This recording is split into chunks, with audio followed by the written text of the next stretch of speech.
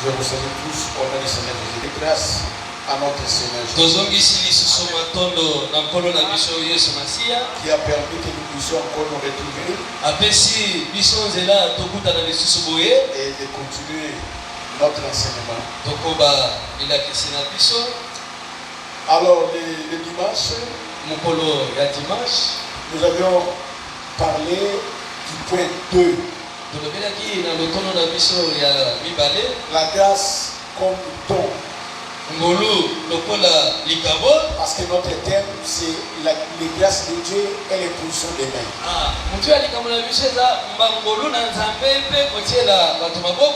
Le sous-thème 1, c'est les grâces de Dieu. Au point 1, nous avons vu la grâce de Dieu comme temps de la grâce. Et au point 2, nous parlons de la grâce comme don. Alors, dans ces deux points, le point 2, le dimanche, nous avons dit comme grâce ou don, il y a d'abord le Saint-Esprit. Parce que le Saint-Esprit, c'est un don. Et nous vous avons fait voir dans les Écritures que le Saint-Esprit était appelé le don du Saint-Esprit.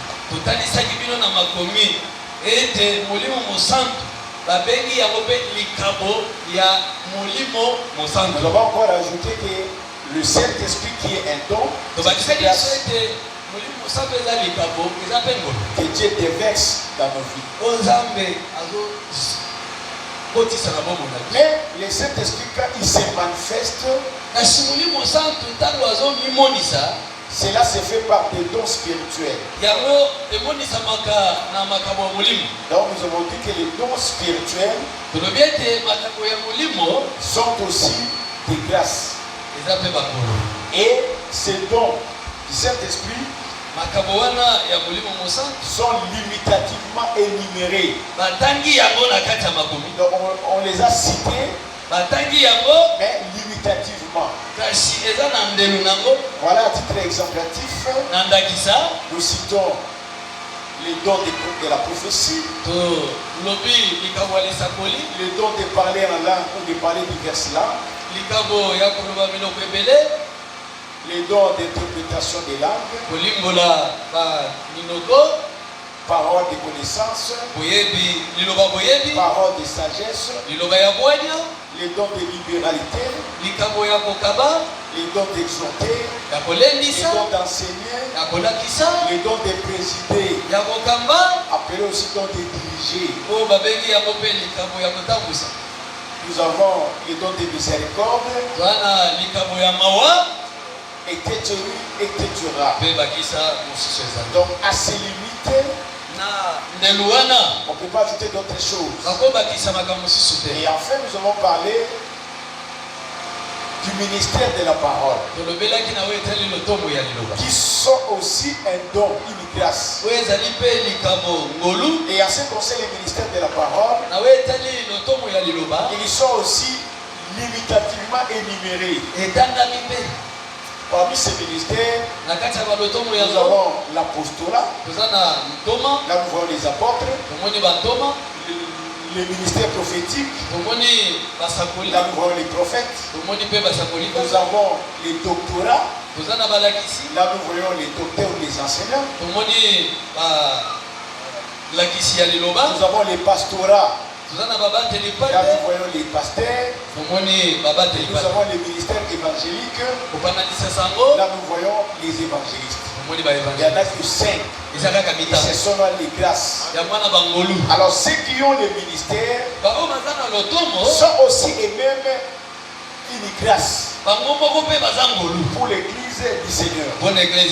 Alors, en dehors de ces deux catégories, les grâces que nous venons de citer, nous avons une troisième catégorie. Une troisième catégorie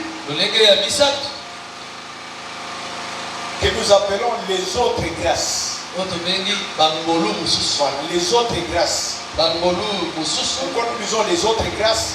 Parce qu'ils ne sont ni don du Saint-Esprit, ni don spirituel, ils ne sont ni ministère de la parole. Mais ce sont des dons qui existent aussi. Alors nous lisons quelques écritures. 1 Corinthiens chapitre 7, versets 7 à 9 et 17.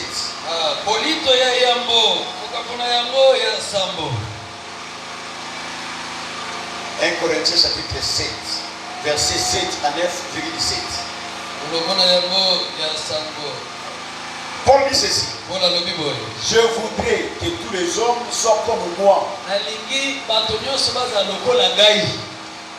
Que tous les hommes soient comme lui. Au sujet de quoi? C'est au sujet du mariage. Parce que Paul, contrairement aux autres apôtres, Paul ne s'était pas marié. C'est pourquoi il dit, je veux que tous les hommes soient comme moi. Qui ne soient pas mariés, n'aient pas de femmes.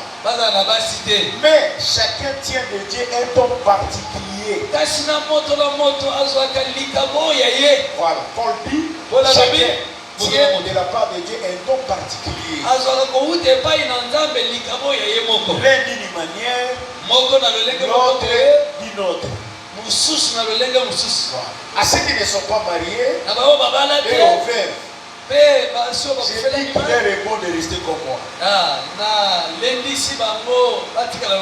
Mais s'ils manquent de maîtrise d'eux-mêmes, ils se marient.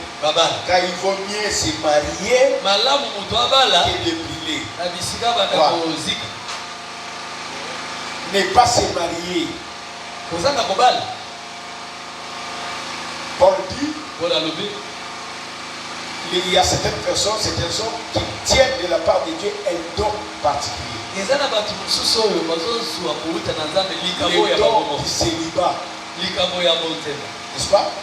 Le don du célibat. Lui, il ne va pas se marier. Il restera célibataire. Et c'est un don. Cela n'est pas donné aussi à tout le monde. Et il ne faut pas dire que moi je serai comme Paul. Parce que Paul a eu un don particulier. C'était une grâce pour lui. De rester comme ça. De ne pas se marier. De rester sans femme. C'est un don. C'est pourquoi même quand nous servons le Seigneur comme ça, il ne faut pas forcer les choses. Les mariages, les uns vont en bénéficier, et d'autres par contre n'en bénéficieront jamais. Vous comprenez? Donc il ne faut pas forcer. Alors si Dieu a prévu pour vous les mariages, vous y entrerez. Mais s'il n'a pas réservé pour vous les mariages, restez comme ça. Restez comme ça. Mais si ce n'est pas un don, Paul, sinon tu vas brûler. Parce que tout le monde n'a pas la continence, la maîtrise des soi. Vous devez vous marier. Voilà. Donc Paul est resté célibataire, et Pierre s'était marié et les autres. Il dit, est-ce que nous n'avons pas le droit de prendre une lycée pour une seule autre femme? Mais cela ne lui avait pas été donné. Dieu a voulu que Paul restât célibataire. Et c'est un don. Alors, toi, si tu n'as pas ces dons, tu vas rester célibataire, tu ne sauras pas, tu vas tomber. Mais Paul est resté comme ça. Avez-vous déjà entendu que Paul était tombé dans l'électricité ou dans la militaire? Il est resté comme ça jusqu'à sa mort. Et il ne faut pas commencer à l'exhorter. Oh non, toi un beau garçon comme ça, tu as tout, pourquoi tu ne peux pas te marier? D'ailleurs, dans Matthieu 19, verset 10 à 12,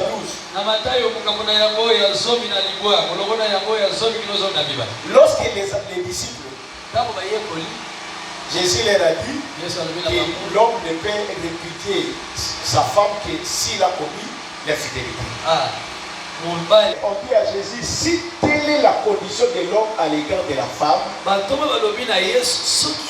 il vaut mieux pour lui de ne pas se marier. Alors Jésus va leur dire, il dit, faites attention. Il y a des gens ou des hommes qui sont des énigmes qui les vantent derrière maman. Donc, Dieu dès les ventes de sa maman, comme tel par les hommes. Les hommes les ont rendus éniques. Et d'autres encore se sont rendus éniques à cause du royaume. Un homme que Dieu a rendu énique dès le ventre de sa maman. Donc une telle personne, un tel homme ne peut pas se marier. Et pour lui, c'est une grâce que Dieu lui a faite. Il ne se mariera pas. Et quand vous le voyez, vous voulez l'enjoliver, la glorifier. Et en tout cas, ses frères, c'est un beau garçon. Il a une belle corpulence. Mais il doit se marier. Il ne faut pas le forcer. Parce que Dieu l'a rendu comme ça. Lui ne peut pas se marier. Vous comprenez, frère? C'est pourquoi, même dans les églises, quand vous voyez un frère ne veut pas se marier, il ne faut pas le forcer. Vous comprenez? À la seule condition que ses frères se conduisent correctement. Mais un frère qui ne se conduit pas correctement, il tombe dans la publicité, dans la publicité et tout ça. Mais il se marie. Mais il ne veut pas se marier, il tombe dans la publicité, il tombe dans la publicité. C'est un aventurier. Il ne faut pas avoir pitié. C'est un aventurier. Vous comprenez, frère? Dans les églises, quand un frère ne veut pas se marier, mais il tombe dans la publicité, dans la vérité, c'est un aventurier. Il ne faut pas avoir pitié. C'est un aventurier. Parce qu'un frère sérieux, dès que les désirs montent, alors il ne doit pas l'assouvir. Il doit chercher à se marier pour assouvir les désirs charnels. Mais lui ne veut pas se marier. Mais il couche avec les sœurs, avec les femmes mariées. Mais c'est un point sérieux. C'est un point sérieux. Alors, s'il ne veut pas se marier, nous supposons qu'il doit se conduire dignement. Alors, si un tel frère se conduit correctement, il ne tombe pas dans l'électricité, dans la ça, il se conserve pire. Donc, ne le forcez pas aussi de se marier. Peut-être il est dans les cas particuliers dont fait allusion l'apôtre Paul. Que Dieu n'a pas voulu qu'il se marie. Et il va rester comme ça. Pour lui, c'est une grâce et un don. Et il va parvenir. Il se contiendra. Mais quand toi tu n'as pas ces dons particuliers, tu veux être comme Paul, ça n'arrivera pas. Nous aussi, vous savez, quand on grandissait dans la foi, mais cela ne nous a pas été donné. Quand le Seigneur nous a contraints, nous étions obligés de céder. On a résisté, on a refusé. Parce qu'on voulait rester comme Paul. Dieu dit non, ce n'était pas votre chemin. Nous sommes entrés dans le mariage. Donc il ne faut pas forcer les choses. Si le célibat est pour vous un don, c'est une grâce. Alors vous allez rester comme ça. Et vous allez vous conduire aussi correctement. Mais lorsque vous me conduisez, nous vous exhortons, frères, mariez-vous. Au lieu de faire des histoires pareilles, de faire souffrir les filles d'autrui, les femmes d'autrui. Acclamons le Seigneur.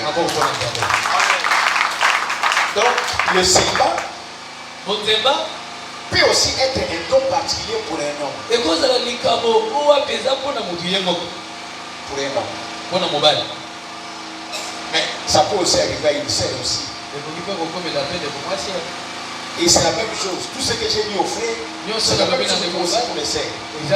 Parce que si Dieu a prévu pour vous ces dons-là du célibat, c'est-à-dire, donnez-vous aux choses de Dieu, mais marchez correctement dans la crainte de Dieu et dans la volonté. Mais si vous commencez à tomber dans la publicité, dans la vérité, tout ça, ma soeur, vous êtes une bonne église. On ne doit pas vous cacher. Vous êtes une bonne église.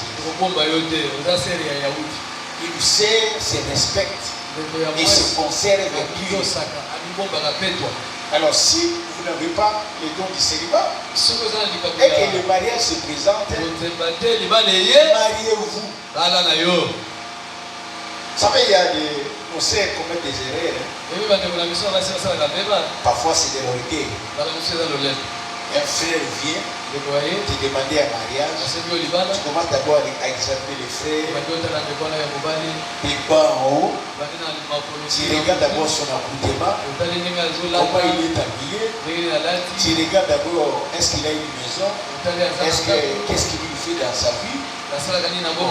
Il n'a absolument rien. Vous voyez, les frères là qui n'ont pas des aspects. Ça pose un problème pour les sœurs. Parfois, nous disons aux sœurs, il ne faut pas avoir la vision courte. Et une vision lointaine. Il faut avoir l'aide et l'aide. Vous savez qu'aujourd'hui, Dieu peut vous présenter un homme avec une apparence de rien. Quelqu'un de moindre importance, quelqu'un qui ne vaut même rien. Mais par contre, c'est quelqu'un ayant un bon avenir. Acclamons le Seigneur. Nous, si cela dépendait de l'apparence, la femme que moi j'ai ne pouvait pas m'accepter. N'est-ce pas? Elle ne pouvait pas m'accepter parce que je n'avais absolument rien qui pouvait l'attirer. Ici, d'une famille très pauvre. D'une famille inutile, mais bizarre. Chez nous, si on vient d'aller, il faut lui demander. Les jours où elle est arrivée chez nous, on a fait 6 heures ou 4 heures de temps de marche à pied, 4 heures de temps. Et marche à pied pour arriver chez nous. Et quitter là-bas pour arriver au boulevard et prendre les véhicules pour retourner à Massina. Encore 4 heures de temps. Elle arrive chez elle à partir. Vous comprenez, frère? Alors il faut avoir la vision des nègres. Il ne faut pas juger les hommes à partir de ce que vous voyez maintenant. Parce que vous ne savez pas ce que Dieu nous réserve. Et beaucoup ont perdu comme ça. Ayant minimisé l'homme aujourd'hui, et plus tard quelqu'un d'autre l'accepte. Et la sœur commence à regretter. Ses frères étaient venus chez moi. J'ai été vraiment idiote. J'étais vraiment imbécile. Je l'avais rejeté. Et maintenant, dans son mariage, elle souffre. Et les frères avec sa nouvelle soeur se réjouissent. Il dit, si je savais, ce mariage était pour moi. Là-bas, c'était ma place. Mais c'est trop tard. Acclamons le Seigneur. Amen. De rejeter la demande d'un frère. Il faut vraiment entrer dans la prière. Prier. À moins que Dieu vous dise ce n'est pas un bon chemin pour toi. Mais si Dieu te convainc,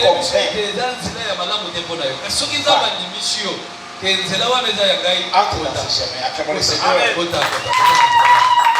Alors, Ecclésias chapitre 5, verset 18. Ecclésias chapitre 5, verset 18. Une autre forme de grâce. Ecclésias 5, verset 18. Et Ecclésias 3, verset 13. Église 5, 18. Mais si Dieu a donné à un homme des richesses et des biens, s'il a rendu maître d'en manger, d'en prendre sa part et de se réjouir au milieu de son travail, cela est un don de Dieu. Acclamons le Seigneur. Si Dieu donne à un homme des richesses et des biens, et il rend cet homme maître d'en manger,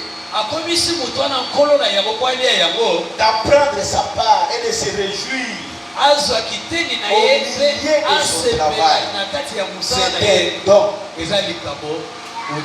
Bref, ça signifie que l'abondance, les richesses, les biens matériels, quand Dieu le donne à un homme, c'est un don. C'est une grâce que Dieu lui a faite. Acclamons le Seigneur. Ecclésiaste 3, verset 13. Mais si un homme mange, boit et jouit du bien-être au milieu de tout son travail, cela est un don de Dieu. Les bien-être, ce frère, c'est tu sais, vit très bien. Et Dieu lui a donné, il jouit, il mange, il est dans l'abondance, il a les richesses, il a les biens. C'est un don de Dieu. Acclamons le Seigneur. C'est une grâce que Dieu lui a faite. C'est pourquoi, frère, ne pensez pas que tous ceux qui ont l'argent, tous ceux qui ont des richesses, sont toujours des satanistes ou des occultistes. Non. Dieu aussi bénit. Il donne aussi l'abondance. Et si Dieu donne l'abondance, les richesses, les biens à un frère ou à une soeur, c'est un don que Dieu lui a fait. C'est une grâce que Dieu lui a faite. Il ne faut pas commencer à dire des histoires. Oh non, moi je ne vois pas clair. Ce frère-là doit avoir touché quelque part. Oh, cette sœur-là, on était là ensemble. On souffrait tous. Mais on n'a pas compris.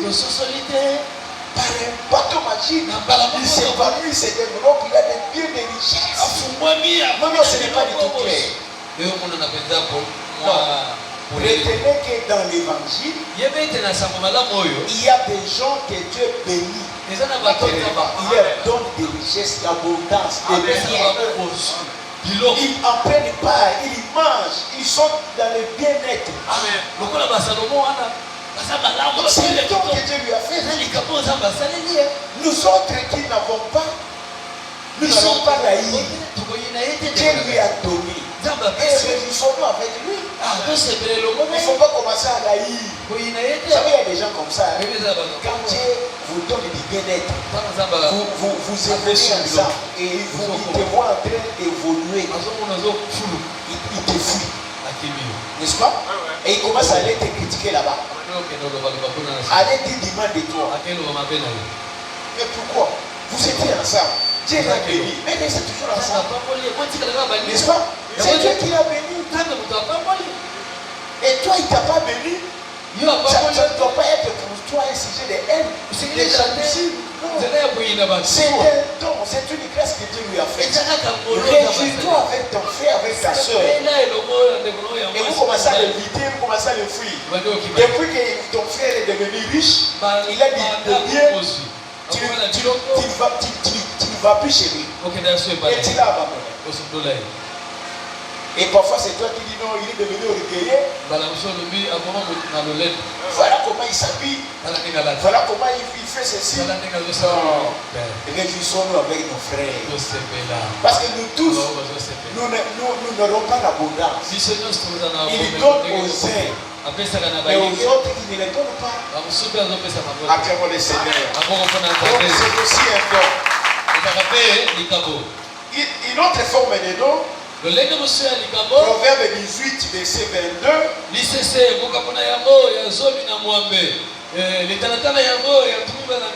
Proverbe 18, verset 22 et Proverbe 19, verset 14. Je commence par Proverbe 18, verset 22.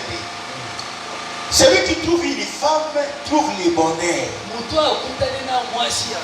N'est-ce pas? Même si la révélation existe, celui qui a trouvé une femme, c'est Jésus. Et Jésus a trouvé la femme dans l'église. Il a trouvé du bonheur. Oui. Mais nous sommes ici dans la doctrine. Quand un homme, un frère, trouve une femme, n'est-ce pas? Et quand on dit une femme, ce n'est pas n'importe quelle femme. C'est-à-dire une bonne femme. Une bonne femme. Non, non. Voilà. Parce que quand on dit, moi c'est qui signifie que c'est par rapport à sa beauté. Non, ici c'est une bonne femme. Ça n'a rien à faire avec sa beauté. Non. Une bonne femme. Celui qui trouve une femme trouve le bonheur. C'est une grâce qu'il obtient de l'Éternel. C'est moi qui l'ai inventé. C'est Dieu lui-même. C'est une grâce, c'est un don. Le problème n'est pas seulement d'avoir une femme. Non, non. Parce que tu peux avoir une femme, mais ce n'est pas une bonne femme. Acclamons le Seigneur. Proverbe 19, 14, on dit. On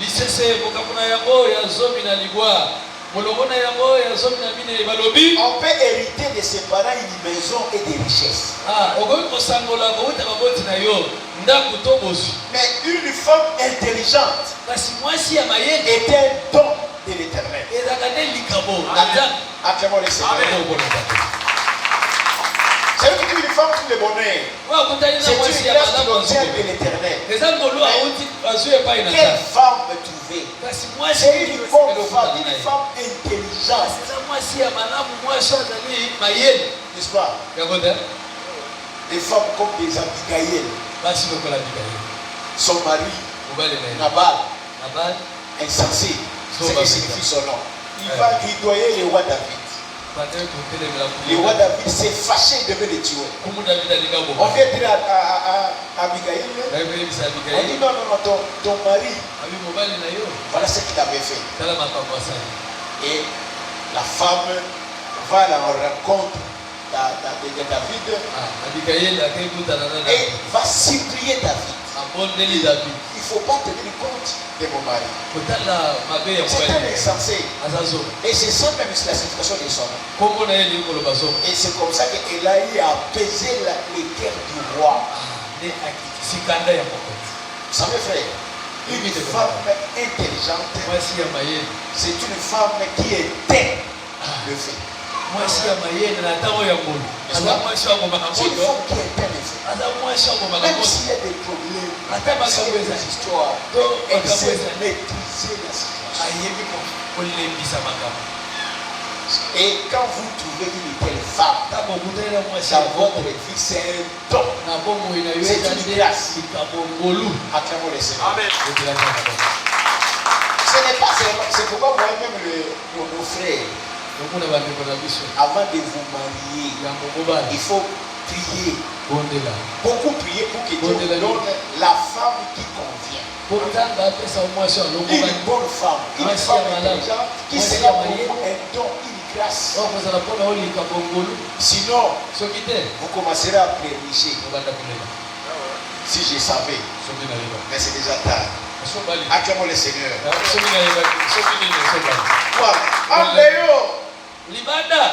C'est la femme intelligente qui aussi donne une grâce. Nous avons aussi la grâce de chanter. N'est-ce pas? Parce que chanter, tout le monde peut chanter. C'est que tout le monde peut faire. Mais pour d'autres personnes, c'est une grâce particulière. Et quand elle chante ou il chante, vous sentez que les choses se passent différemment par rapport à toi. Donc, pour lui, C'est une grâce. Il chante, il agrémente, il réagit votre cœur. Comme le faisait David. Acclamons le Seigneur. Voilà pourquoi tous nous pouvons chanter. Mais il y a ceux qui ont ces dons-là. Ils ont cette grâce de chanter. C'est pourquoi nous voulons ceux qui ont la grâce, le don de chanter. C'est une grâce. Acclamons le Seigneur. Toujours dans cette catégorie, nous avons aussi les songes. Parce que c'est que tout le monde peut faire. Mais à d'autres personnes, ça devient une grâce. Parce que Dieu appelle ça dans un autre niveau.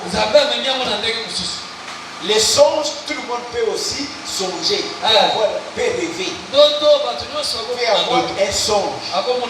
La nuit, pendant que tu dors, tout comme la journée, pendant que tu dors, tu peux avoir un songe. Mais il y a d'autres, ils ont cette grâce-là, c'est un don pour eux. Quand ils dorment, la nuit ou la journée, Dieu lui parle en songe. Et c'est fréquent. N'est-ce pas? C'est fréquent. Dieu lui parle. Il peut lui parler sur lui-même. Il peut lui parler pour d'autres personnes.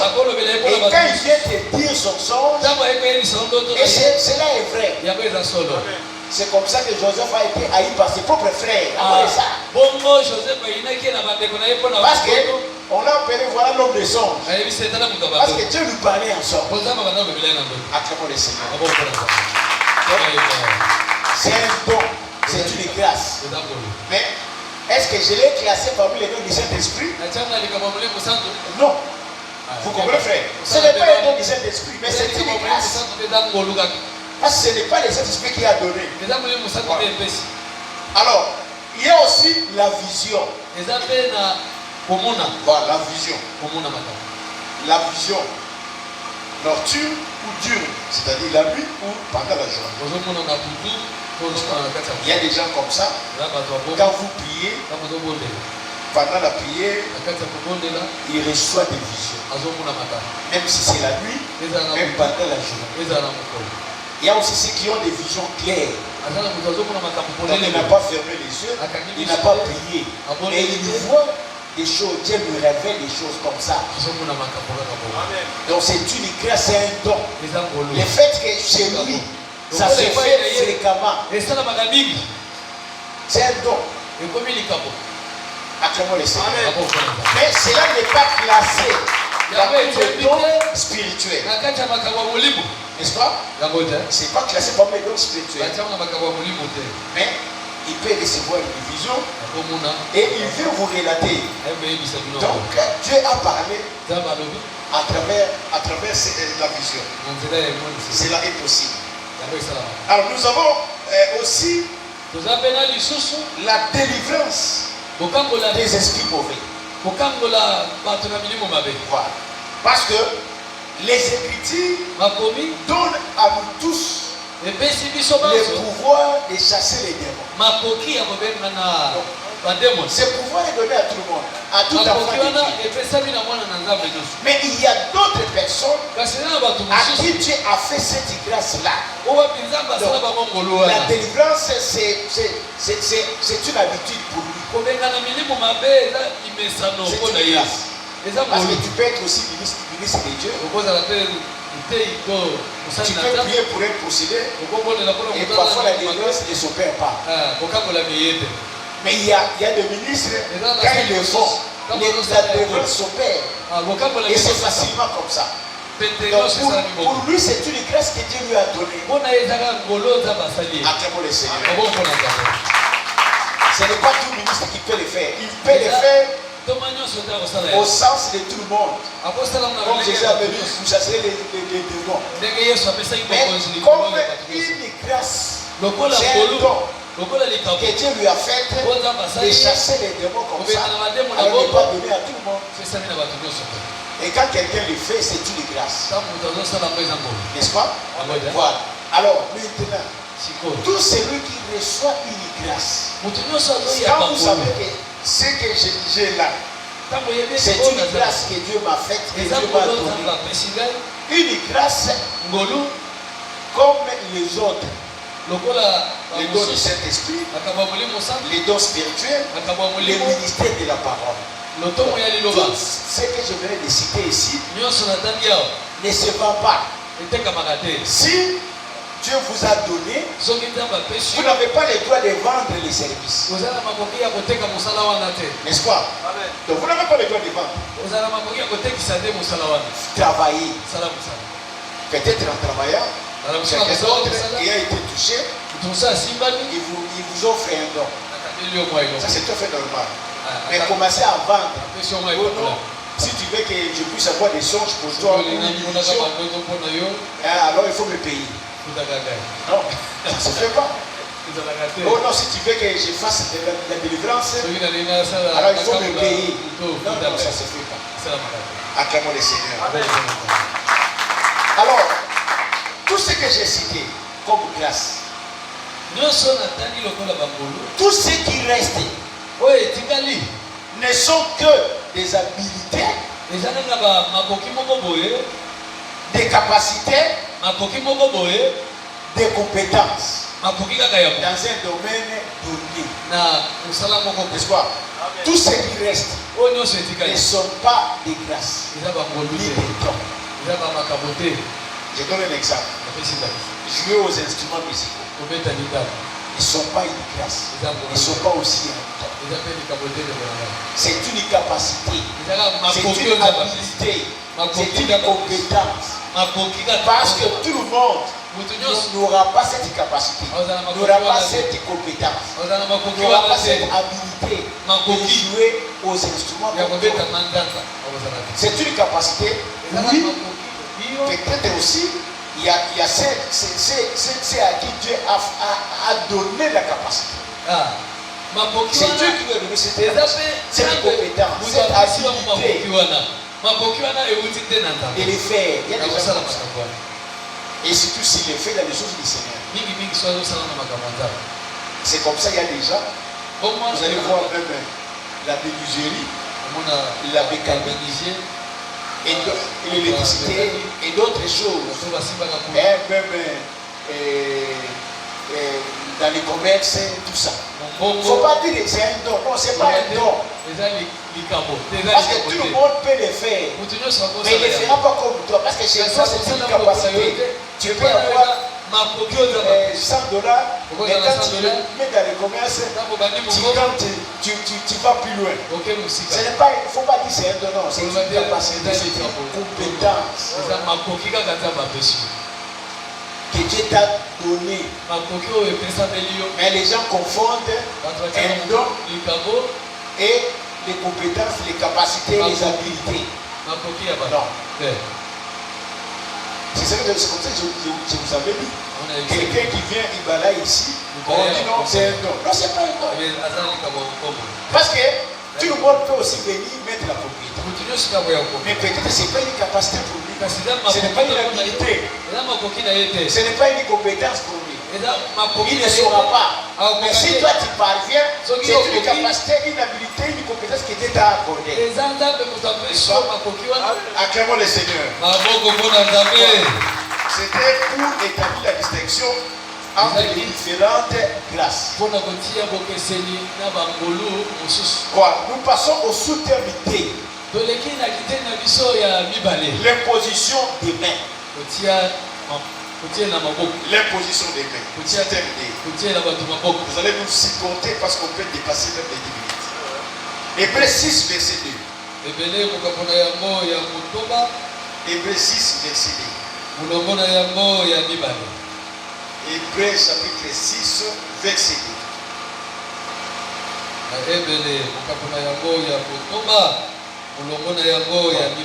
2. Hébreux 6, verset 2. De la foi en Dieu. De la doctrine des baptêmes de l'imposition des mains. Voilà, nous avons les Torah. C'est l'imposition des mains. L'imposition des mains, c'est une doctrine dans notre évangile. Voilà. Quand on dit l'imposition des mains, cela signifie que on doit poser sur la tête de quelqu'un les deux mains. Voilà. C'est ce qu'on appelle l'imposition des mains. On pose sur la personne les deux mains. C'est ce qui est doctrine. Mais avant d'aborder ou de développer l'imposition des mains, nous commençons par une introduction. Donc nous allons essayer un peu de parler de l'imposition des mains dans l'ombre et dans la loi. Parce que l'imposition des mains que nous prêchons dans l'évangile comme doctrine est tirée, est une instruction tirée de l'ombre ou dans la loi de Moïse. Voilà. Alors, on doit d'abord commencer par là. Si on comprend là-bas, on aura la façon aussi de comprendre par rapport à ce que nous devons faire. Alors, dans l'ombre, il y a plusieurs hypothèses. La première hypothèse, dans l'ombre, il y a ce qu'on appelle l'imposition de la main. Oui, par une seule personne. Une seule personne impose la main. Au lieu d'imposer les mains, mais la personne impose la main. Voilà. Alors, le premier cas, Apocalypse 1, verset 7. Apocalypse 1, verset 7.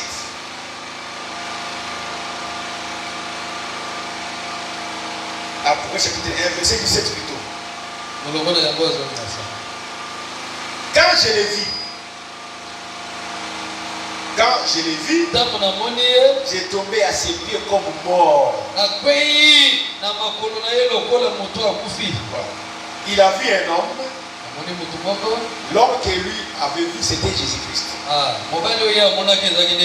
Jean a vu Jésus-Christ dans la vision. Et il dit, quand j'ai vu cette personne, j'ai tombé à ses pieds comme mort. Il a perdu sa force. Il lui posa sur moi sa main droite en disant de quel point. Alors la personne que Jean avait vue, c'était Jésus-Christ. Quand Jean l'a vu, il est tombé à ses pieds comme mort. Il a perdu toutes ses forces. Et cet homme, Jésus, que Jean avait vu dans sa vision, s'est approché de lui. Il a imposé. Il a posé sa main droite sur Jean. Et il lui dit qu'un point. À d'autres termes, en lisant cette écriture, nous comprenons que quand Jésus a posé la main droite, il a posé la main droite. Pourquoi? Parce que la main droite symbolise la puissance de Dieu. La force.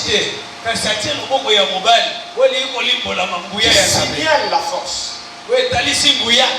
Et c'était pourquoi? C'était pour les fortifier, lui donner la force, pour que la crainte ne puisse plus habiter en lui. Ça, c'est le premier cas. Le deuxième cas de l'imposition des mains, c'est dans Genèse 48, verset 13 à 20. Genèse 48, verset 13 à 20. Vous allez lire, moi je vais seulement expliquer. Jacob, étant devenu vieux, les moments de sa mort s'approchent. Il devait bénir les enfants de Joseph. Il a dit à Joseph de venir avec ses enfants. Ses deux enfants, Manassé et Ephraïm. Manassé était l'aîné, Ephraïm les cadets. Or, les deux enfants de Joseph représentent aussi des peuples. Manassé, qui est l'aîné, représente Israël dans la chair. Ephraïm, qui est le cadet, représente l'église que nous sommes. Maintenant, Joseph, c'est l'image aussi de Dieu lui-même. C'est aussi l'image de Jésus-Christ. Jacob aussi. Jacob est l'image de Dieu. Il est aussi l'image de Jésus-Christ. Qu'est-ce qui va se passer? Il a amené les deux enfants. Pourquoi? Parce qu'il devait les bénir. Donc nous comprenons que Jacob devait bénir les enfants de Joseph. Alors Joseph, en les amenant, Joseph il était déjà vieux. Il ne voyait plus. Il a fait comment? Il sait que ça c'est la droite de Jacob. Ça c'est la gauche de Jacob. N'est-ce pas? Ça c'est la droite. Ça c'est la gauche. Alors, regardez, ça c'est le frère père. Comme ça c'est la droite de Jacob. Il sait que l'aîné, on devait poser la main droite sur son tête. Joseph prend l'aîné, Manassé. Il le met dans sa main gauche. Ça c'est la gauche, il fait bien. Il met Manassé ici. N'est-ce pas? Parce qu'il faut que la main droite soit posée sur Manassé. Il prend les cadets, il les place dans sa main droite. Parce que du côté de Jacob, c'est la main gauche. N'est-ce pas? Alors il les amène vers Jacob. Maintenant, il arrive chez Jacob. Jacob, ses mains sont comme ça. Ça c'est Manassé. Ça c'est Ephraïm. Manassé c'est l'aîné. Ephraïm c'est le cadet. Il prend les deux mains. Au lieu de mettre les deux mains sur la tête de l'un ou de l'autre, Jacob prend la main droite. Au lieu de la poser sur Manassé, il la pose pas sur Manassé. Il prend la main droite, il la met sur Ephraïm. Vous voyez? Il prend la main gauche. Au lieu de la poser sur Ephraïm, il pose la main gauche sur Manassé. Quand Jacob a vu cela, cela ne lui a pas plu. Il dit à son père Jacob, non, ce n'est pas comme ça. Ce n'est pas comme ça. Celui-ci, c'est lui l'aîné. Et il prend la main de Jacob. La main de Jacob qui était comme ça. Il le soulève pour que ça soit posé sur Ephraïm. Sur Manassé. Jacob dit à Joseph, laisse. Je sais ce que tu suis en train de faire. Oui, je sais. Or, Jacob, dans ce qu'il lui faisait, cela signifie quoi? Ephraïm, c'est Israël. La main droite, c'est la main de Timothée. C'est la main de la bénédiction. La main droite, la main de la bénédiction. La main gauche, c'est la main de la malédiction. C'est la main qui maudit. N'est-ce pas? Maintenant, au lieu de mettre la main droite sur le premier-né qui représente Manassé Israël pour la bénir. Lui prend la main droite et sur Israël. Oh, Israël représente un peuple. Il représente l'église que nous sommes. Il nous bénit. Mais la malédiction qui était réservée pour Ephraïm, pour l'église, il met la malédiction sur Manassé Israël. N'est-ce pas? Ce que Jacob avait fait représente l'œuvre accomplie sur la croix par Jésus. L'Écriture nous dit que sur la croix, Jésus a changé la bénédiction en malédiction. C'est-à-dire la bénédiction qui devait peser sur nous a été changée en bénédiction. La bénédiction qui devait être sur Israël a été changée en malédiction. Acclamons le Seigneur. Voilà là où se trouve l'imposition des mains. C'est que les mains, quand on met la main droite, ça symbolise la bénédiction. Quand on pose la main gauche, c'est la malédiction. C'est de là que les choses ont été tirées comme instruction. Mais ce n'est pas tout. Ce n'est pas tout. Vous allez lire Lévitique chapitre 1 verset 4. Voilà. Lévitique chapitre 1 verset 4. Vous allez lire. La loi concernant les holocaustes. L'holocauste était l'animal qui devait être brûlé en entier sur l'autel.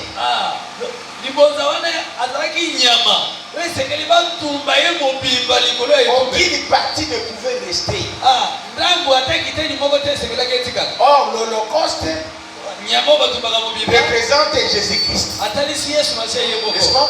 Alors, la personne qui apporte l'holocauste, l'Écriture dit, il doit poser sa main sur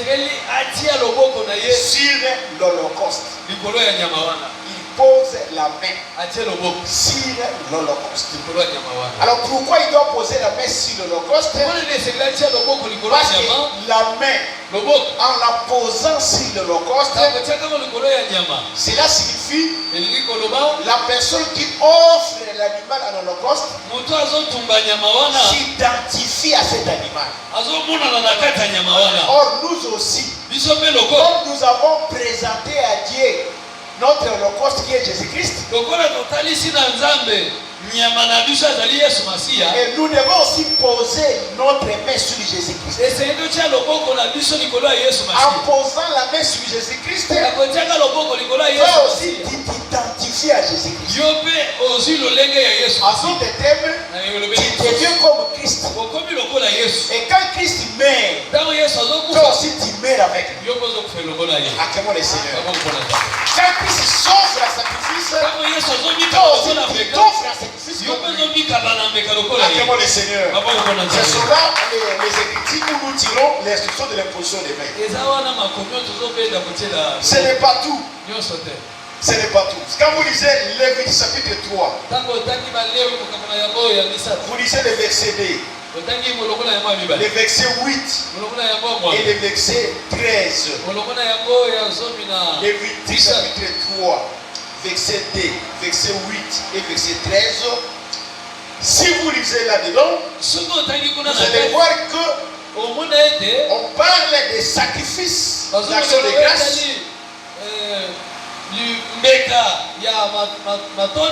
Que les enfants d'Israël devaient amener comme offrande. Alors, celui qui apporte un sacrifice d'action de grâce devait aussi poser sa main sur la victime qui sera offert en sacrifice d'action de grâce. Or aujourd'hui, devant Dieu, le sacrifice d'action de grâce que nous devons offrir à Dieu, c'est seulement Jésus-Christ. Il n'y a pas un autre sacrifice que tu peux faire qui va amener Dieu de l'accepter. C'est seulement Jésus-Christ le sacrifice. Maintenant, quand nous apportons notre sacrifice à Jésus-Christ, vous devez aussi poser votre main. Et en posant la main, cela signifie que vous vous identifiez à l'animal offert en sacrifice d'action de grâce. Et vous aussi, vous devenez un sacrifice d'action de grâce. Acclamons le Seigneur. Ce n'est pas tout. Vous allez encore lire Lévitique chapitre 4. Vous lisez le verset 4. Vous lisez le verset 29. Vous lisez le verset 33. Voilà. Lorsque en Israël, vous apportez un sacrifice pour l'expiation. Parce qu'un enfant d'Israël a commis le péché. Tu as commis le péché. Et comme tu as commis le péché, pour que tes péchés soient expiés, il faut apporter un sacrifice d'expiation. Ça peut être un taureau, un bouc, et que tu veux. Il faut apporter un sacrifice d'expiation. Or, nous aussi, comme nous avions commis le péché, nous devons aussi présenter à Dieu un sacrifice d'expiation. Or, le seul sacrifice d'expiation, c'est le sacrifice d'expiation. Acclamons le Seigneur. Voilà, ce sont les significations de ce qui s'est passé en Israël. Alors, dans Job 9, verset 33, là, l'Écriture dit, il n'y a pas entre nous d'arbitre. Un arbitre, c'est un juge. Et l'arbitre doit poser sa main sur les deux personnes pour trancher l'affaire. C'est que quand l'arbitre pose sa main, c'est-à-dire il tranche l'affaire. Il met fin au litige. Or, le seul arbitre, le seul juge que nous connaissons, c'est Jésus-Christ. Quand deux frères ont des problèmes, ils doivent faire appel à l'arbitre, au juge qui est Jésus-Christ, et lui va poser sa main entre les deux. Donc, l'imposition de main symbolisée mettre fin aussi à un litige.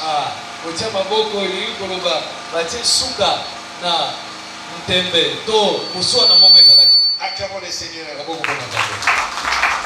Ça, c'était l'imposition de la main par une seule personne. Nous prenons maintenant une autre instruction, c'est l'imposition des mains par une seule personne. Une seule personne pose les deux mains. Parce que là on a vu une seule main. Mais ici nous voyons deux mains. Là vous allez lire Lévitique 16, verset 21 à 22.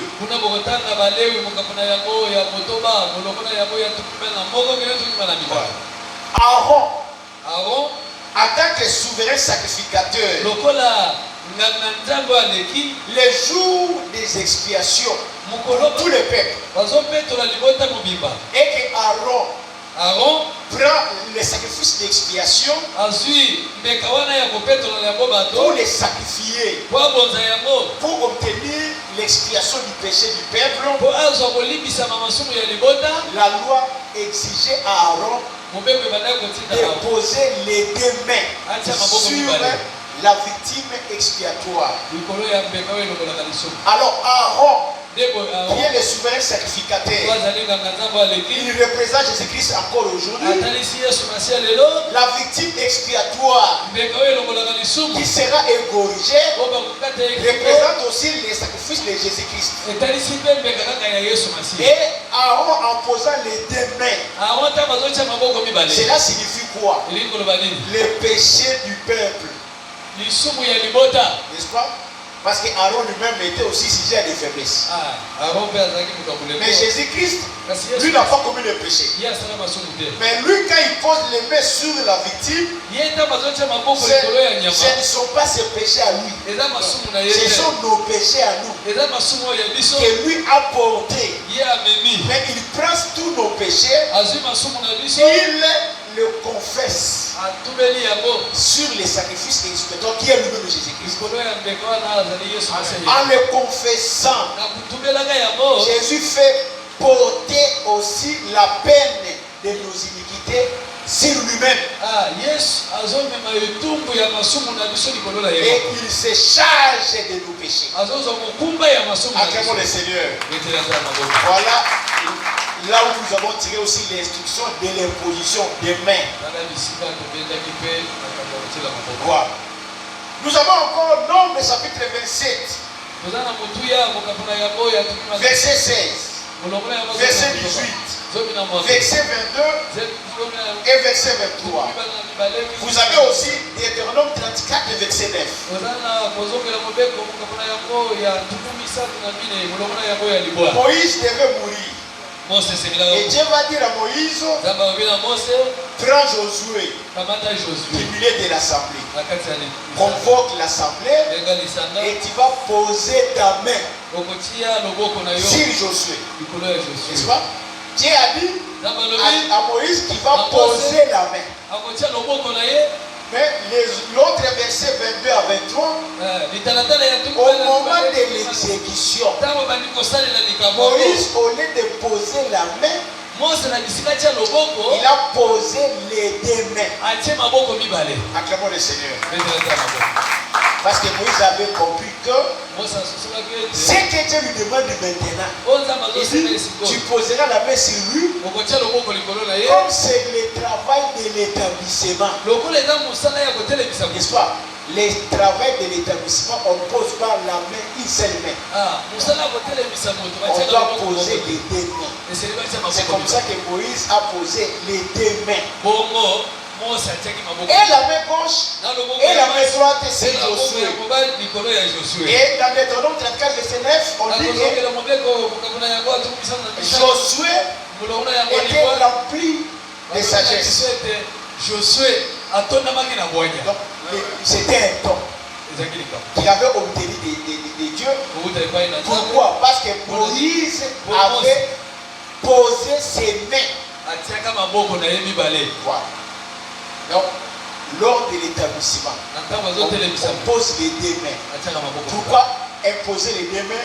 Parce que les deux mains, c'est le symbole de l'établissement, de l'institution, de l'intronisation, de l'élévation de quelqu'un dans une charge. Acclamons le Seigneur. Voilà pourquoi dans la loi de Moïse, l'imposition des mains a été faite. Voilà. Troisième cas. C'est pas ici que nous allons terminer. L'imposition des mains, ça se fait de manière collective. C'est-à-dire, la main, j'ai parlé, une seule personne a posé la main. Les deux mains, j'ai parlé, une seule personne a posé la main. Les mains. Mais ici, l'imposition des mains se fait collectivement. C'est-à-dire plusieurs personnes, ou un collège, ou une assemblée de personnes posent les mains. L'imposition des mains se fait collégialement, collectivement. Voilà. Voilà. Nous avons Lévitique 24, verset 14. Lévitique 24, verset 14. Là, vous allez lire, parce que je vais m'arrêter par là. Les autres versets, on les verra les jeter. Un blasphémateur en Israël le blasphémateur en Israël, quand il blasphème, qu'est-ce qui va se passer? On l'a saisi, on l'a arrêté. On dit non, il faut aller consulter Dieu. Moïse est allé consulter Dieu. Qu'est-ce qu'on allait faire à la personne qui a mal parlé, qui a parlé du mal contre Dieu? Qu'est-ce qu'on devait faire pour lui?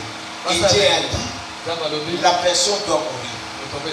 Mais avant de les tuer, le peuple, l'assemblée, tout celui de l'assemblée, tout celui de l'assemblée qui l'avait entendu blasphémer doivent venir imposer leurs mains. Donc, maintenant les Israélites vont venir nombrer plusieurs personnes, posent leurs mains sur les blasphémateurs. Alors pourquoi les mains sont posées collectivement? Et pourquoi plusieurs personnes posent les mains sur les blasphémateurs? C'est parce que l'imposition des mains collégialement symbolise les témoignages. N'est-ce pas? C'est-à-dire le blasphémateur qui avait péché, à vous tous qui l'avez entendu, vous devez témoigner contre lui en posant vos mains sur lui. Donc, en posant les mains, c'est que vous témoignez contre la personne. Effectivement, il est coupable. Il a commis ses crimes, il a commis ses péchés, et qu'effectivement il mérite la mort. C'est comme ça qu'on va lapider ou tuer la personne. L'imposition des mains, ça peut se faire collégialement, parce que ça identifie les témoignages que vous rendez contre les coupables, et que les coupables mérite effectivement la mort. Acclamons le Seigneur. Lèvons-nous pour la prière.